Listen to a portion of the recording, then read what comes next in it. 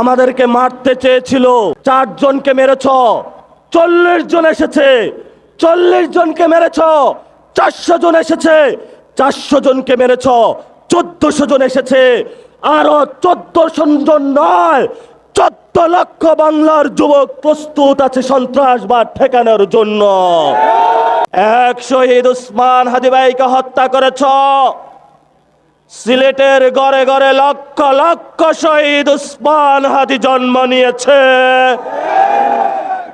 প্রিয় বাংলাদেশ দেখে যাও, ভারত রাষ্ট্র দেখে যাও, রাত 12টায় প্রোগ্রামে মানুষ দেখে যাও, সিলেটবাসী ঘুমায় না। আমাদের উপরে হামলা করা হয়েছে, রাস্তায় ট্রাক দেওয়া হয়েছে, ট্রাক্টর দেওয়া হয়েছে, পুলিশ নামানো হয়েছে, এপিবিএন নামানো হয়েছে, বিজিবি নামানো হয়েছে, আর কত কি নামাইতে হয় নামান। আমাদের লড়াই চলবেই চলবে ইনশাআল্লাহ। আমরা কি কাউরে ভয় পাই? তো ওরা আমাদের ভয় দেখায় কেন?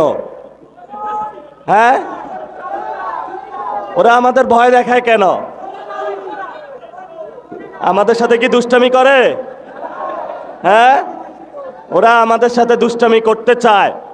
আপনাদের একটা স্লোগান মনে আছে, ওরা আমার মুখের ভাষা কাইড়া নিতে চায়।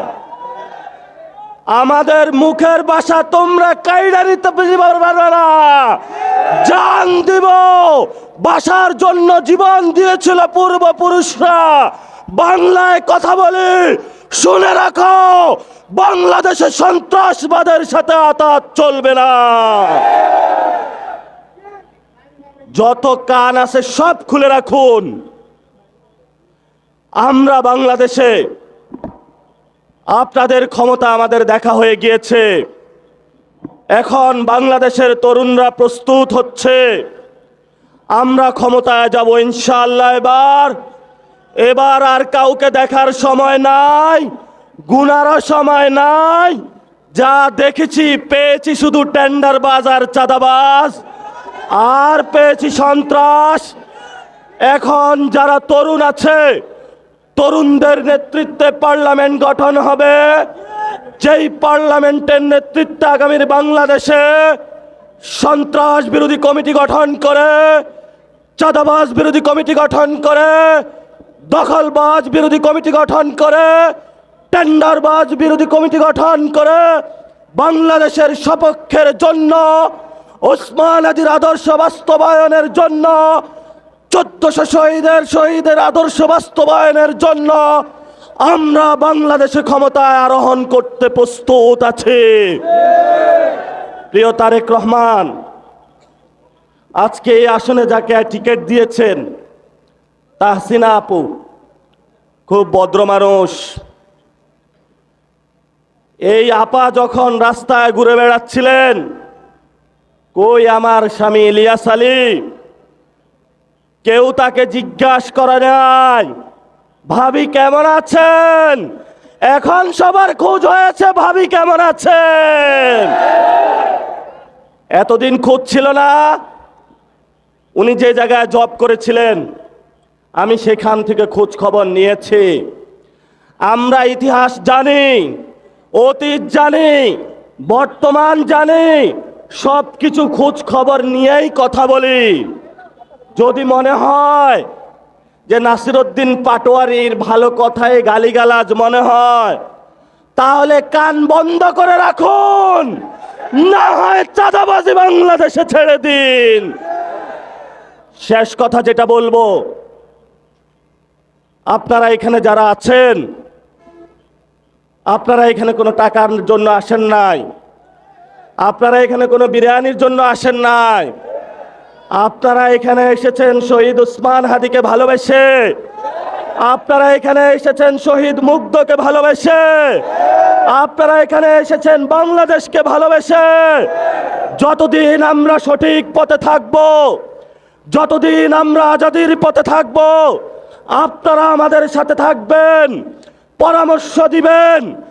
আর যদি আমরা বিপদে চলে যাই, প্রথমে আমাদেরকে জেলে আপনারা নিয়ে যাবেন এই প্রতিশ্রুতি দিয়ে যাচ্ছে। মানুষকে অন্ধভাবে বিশ্বাস করবেন না। অনেকরে আমরা অন্ধভাবে বিশ্বাস করেছি। কেউ প্রতিমন্ত্রী হয়েছে, কেউ সচিব হয়েছে। আমরা সবার মুখ চেনা শেষ। এখন আর কাউকে দেওয়ার টাইম নাই। আমাদের কর্মসংস্থানের ব্যবস্থা, আমাদের নারীদের নিরাপত্তা, আমাদের বোনদের নিরাপত্তা, আপনার পকেটের টাকার অধিকার আপনার হাতে তুলে নিতে হবে। আর কাউকে এখন গুনার টাইম নাই আমাদের। আমরা বাংলাদেশের ভালোবাসা এখানে এসেছি, এই ভালোবাসা অটুট থাকবে। আমাদেরকে মারতে চেয়েছিল, বলেছে ওদেরকে মেরে ফেলো। আমরা বলেছি গত 24 সালে 4 জনকে মেরেছ, 40 জন এসেছে, 40 জনকে মেরেছ। 400 জন এসেছে, 400 জনকে মেরেছ।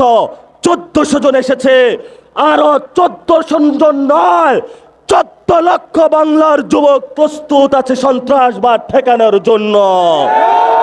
আপনারা সবাই প্রস্তুত আছেন?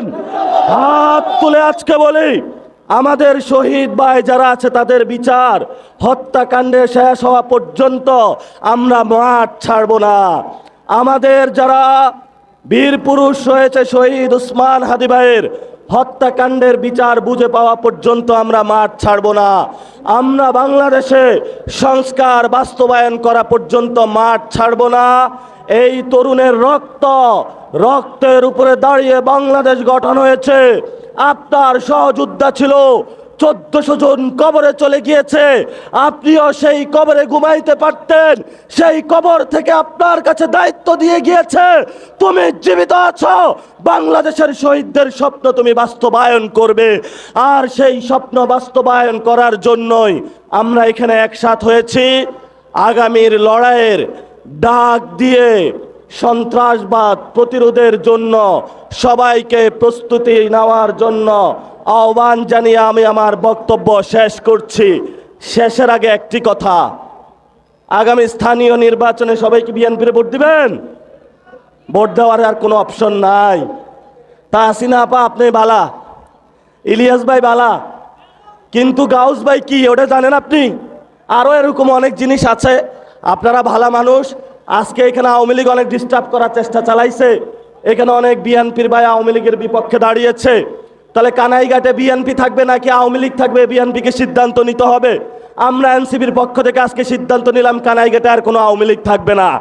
সবাই পারবেন না? আপনারা কোনো খুনিদের কানাইঘাটে স্থান হবে না। বেশি উৎপাত শুরু করেছ, যদি উৎপাত করা হয়, ওবায়দুল কাদের বলেছিল 5 লক্ষ লোক পড়বে। আমরা এখনো তোমাদেরকে টাচ করি নাই।